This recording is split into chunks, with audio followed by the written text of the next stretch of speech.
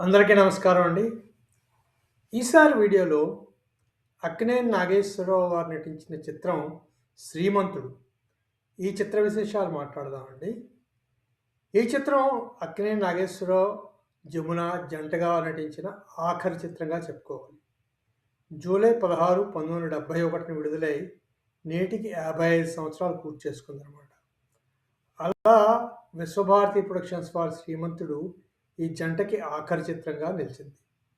'శ్రీమంతుడు' కథానాయక జమున, నిర్మాణ సంస్థ విశ్వభారతి ప్రొడక్షన్స్, నిర్మాతలు రాధాకృష్ణమూర్తి, రామచంద్రరావు, దర్శకుడు కె. పృచగాత్మ, సంగీత దర్శకుడు తాకినేని చలపతిరావు, ఛాయాగ్రహణం కె.ఎస్. రామకృష్ణారావు. ఈ చిత్రానికి కథా మాటలు ముళ్ళపూడి వెంకటరమణ సమకూర్చారు. అవండి.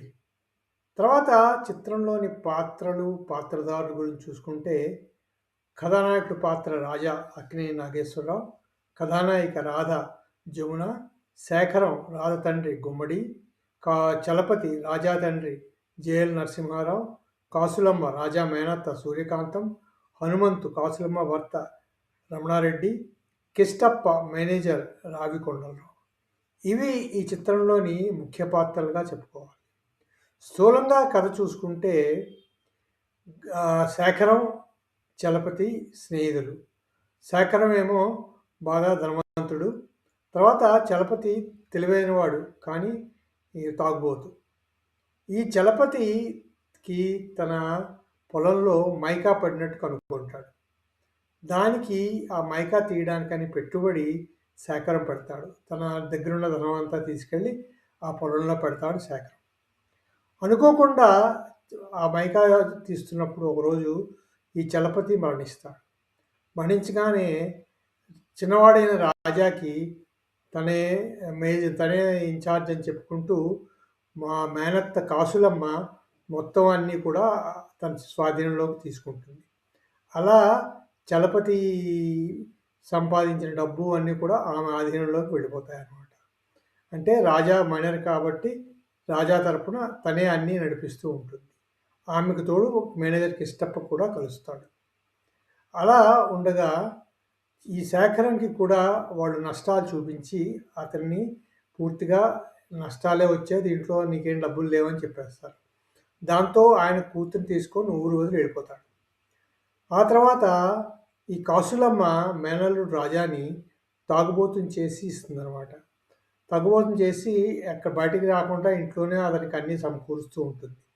ఎందుకంటే అలా చేయడం వల్ల అంతా తన కంట్రోల్లో ఉంటుందని ఆవిడ అనుకుంటుంది అనమాట. ఇలా ఉండగా శేఖరం తన కూతురు రాధతో కలిసి రాజాని చూడడానికి వస్తాడు. కానీ అక్కడ అలా ఉన్న రాజాని చూసి ఇద్దరు నిర్ఘాంతపోతారు. రాధ అప్పుడు రాజాని మారుస్తానని చెప్పి అతన్ని మార్చడానికి ప్రయత్నిస్తుంది అనమాట. ఈలోగా కాసులమ్మ వేసిన ఒక నాటకం వల్ల రాజా మరణించినట్టు తెలుస్తుంది అందరికీ. ఆ సమయంలో అనుకోకుండా ఇంకొక రాజా ప్రవేశిస్తాడు. ఈ రాజాని అందరూ కూడా రెండో ఎవరో డూప్లికేట్ రాజా అని అనుకుంటారనమాట, మోసం చేయడానికి వచ్చినట్టు. కానీ చివరికి ఈ రాజా ఎలా అందరి ఎత్తుగడల్ని మూసివేసి మళ్ళీ ఎలాగ తనే అసలైన రాజాని నిరూపించుకున్నాడు అన్నది మిగిలిన చిత్రకథ.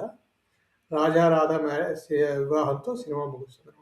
అదండి స్థూలంగా చూసుకుంటే చిత్రకథ. మరీ పెద్ద గొప్ప కథ కాదు కానీ సరదాగా ఉండే కథ. ముళ్ళపూడి వారు రచించారు చిత్రానికి కథా మాటలు. పృచగాత్మ గారి దర్శకత్వం కదా, పృచగాత్మ గారి దర్శకత్వం చాలా బాగుంటుంది. స్క్రీన్ ప్లే దర్శకత్వం పృచగాత్మ గారు. ఇంకా అందరికీ కొట్టిన పిండి పాత్రలే కదా. అక్కినేని నాగేశ్వరరావు గారికి ఇలాంటి పాత్రలన్నీ కొట్టిన పిండే. జమున, నాగేశ్వరరావు, గుమ్మడి వీరి గురించి చెప్పుకోవాల్సిందే ఉంది. ముఖ్యంగా ఈ చిత్రంలో విరణి పాత్ర లాంటి పోషించిన సూర్యకాంతం ఈ చిత్రానికి హైలైట్గా చెప్పుకోవాలి. ఆవిడ పాత్ర చాలా బాగా పడింది ఈ చిత్రం. ఈ చిత్రం 60-70 రోజుల చిత్రంగానే నిలిచింది. 100 రోజులు ఆడలేదు ఎక్కడా కూడా. కానీ సినిమా అబవ్ యావరేజ్ సినిమాగానే నిలిచినట్టుంది. హిట్ కాకపోయినా అబవ్ యావరేజ్ సినిమాయే. ఈ సినిమా ఆ రోజుల్లో మేము యూనివర్సిటీలో చదువుకుంటూ ఉండగా విశాఖపట్నం ప్రైవేట్ టాకీస్లో చూసాం. అది ఈ సినిమా విశేషాలు కొన్ని. తర్వాత ఈ సినిమాలోని పాత్రలు చూసుకో పాటలు, పాటలు చూసుకుంటే తాతినేని చలపతిరావు గారి సంగీత దర్శకత్వం. చాలా బావుంటాయి ఆయన పాటలు. దాశరథి, కొసరాజు, ఆరుద్ర, నారాయణ రెడ్డి రాశారు ముఖ్యంగా పాటలు. అందులో అందులో ముఖ్యంగా చెప్పుకోవాల్సిన పాటల్లో 'బులిబులి ఎర్రని బుగ్గలదన', 'చంపకు జారెడు కన్నులదన', 'మరిచిపోయావా నువ్వే మారిపోయావా'. ఈ పాట చాలా బావుంటుంది. Super hit song. అలాగే 'మొదటి పెగ్గులో మజా', 'వేడి ముద్దులో నిషా', 'కొత్త వలపుల రుచి అనుభవిస్తే ఖుషి'. ఈ పాట ఒకటి చాలా ఫేమస్ ఆ రోజుల్లో. 'ఆహా ఏమందము ఓహో ఈ చందము' అదో పాట.